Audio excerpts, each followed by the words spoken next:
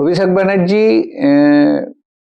খুব মানে একবারে কড়া ভাষায় তার উত্তর দিয়েছেন সাংবাদিকের যে প্রশ্ন করেছিলেন, এবং তিনি তার বক্তব্যের মাঝে এটাও বলেছেন যে গত 5 বছরের বিধায়ক শুভেন্দু অধিকারী এই 5 বছরে কি কাজ তিনি করেছেন তার খতিয়ান এখনো পর্যন্ত দেননি।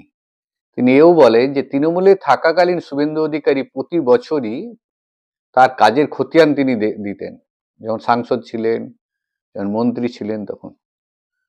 তো কিন্তু নন্দীগ্রামে যে 5 বছর উনি বিধায়ক হয়ে আছেন, তাতে নন্দীগ্রামের কোনো তথ্য তিনি দেননি। অভিষেক ব্যানার্জি ঠিক কি বলেছেন আর ওই বিষয়টা নিয়ে, যেটা যে শুভেন্দু অধিকারী সম্বন্ধে বিধায়ক আছেন তিনি কোনো খতিয়ান দেয়নি। আপনি এত বড় নেতা হলে, এতদিন ধরে বিজেপি সরকার কেন্দ্রে ক্ষমতায় রয়েছে, আজকে নেই করে 12 বছর, আর আপনি বিজেপিতে গেছেন 2020 সালে। 2020 থেকে 26, 6 বছর, আমি 1 বছর কেটে দিচ্ছি, 5 বছর। 5 বছরে নন্দীগ্রামের জন্য কি এনেছে?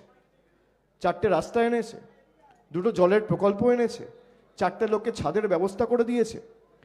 কোনো পরিযায়ী শ্রমিক যদি বাইরে কাজ করতে গিয়ে বিপদের মুখে পড়েছে, তাকে তার সাহায্যটুকু একটা জনপ্রতিনিধি হিসেবে যতটুকু সাহায্য করা উচিত ততটুকু সাহায্যের হাতও বাড়ায়নি।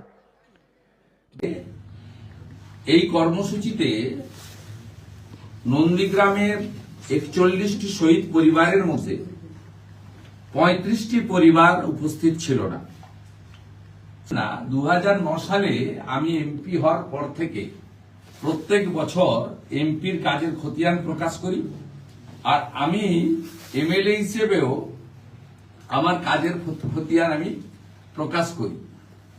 আমি কয়েক মাস আগেই, যারা জেলার সাংবাদিক আছেন তারা জানেন, রিয়াপাড়া কমিউনিটি হলে আমি আমার কাজের খতিয়ান প্রকাশ করেছি।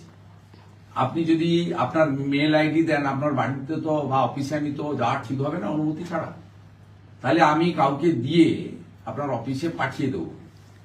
2009 সাল থেকে অদ্যাবধি প্রত্যেক বছর আমার যেটুকু, আমি তো বিরোধী দলের এমএলএ, আগে 60 লাখ ছিল, এখন 70 লাখ টাকা দেয় বিইউপিতে।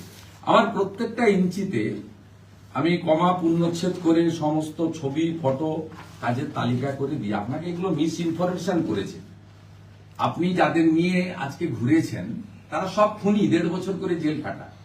দিল্লি থেকে কি এনেছি, দিল্লি থেকে যেটা এনেছি দেখুন, জেলিংহামের প্রজেক্ট আপনার মুখ্যমন্ত্রী করেননি।